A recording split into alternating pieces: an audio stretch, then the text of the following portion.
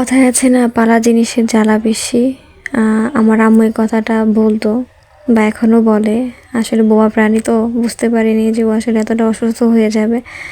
এখন বুঝতেছি যে পালতেছি, দেখতেছি ওর প্রবলেম বা আমার ভালো লাগা খারাপ লাগা, ও আমার পাশে থাকে।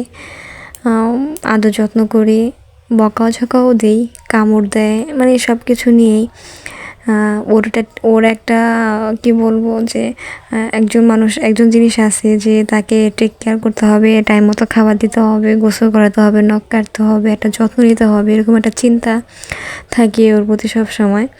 হঠাৎ করে ও আসলে এমন নিস্তেজ হয়ে গেছে, এটা আসলে মানতে পারছি না আমি। আমার অনেক বেশি কষ্ট হচ্ছে ওর জন্য। সবাই একটু ওর জন্য দোয়া করবেন।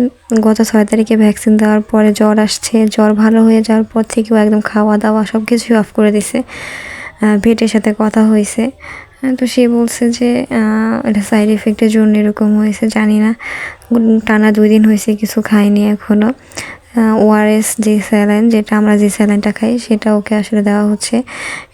এই ভিডিওটা আমি করেছিলাম, ও অনেক অসুস্থ, ওকে নিয়ে একটু চাচ্ছিলাম যে ও একটু হাঁটাচলা করুক, ওকে নিয়ে একটু দুষ্টামি করছিলাম, ও একদম ঝিমো ঝিমো ভাব, এই জন্য একটু বেশি খারাপ লাগে। সব আমার মিমির জন্য দোয়া করবেন। আসলে বেশি কিছু বলতে পারছি না। আল্লাহ হাফেজ।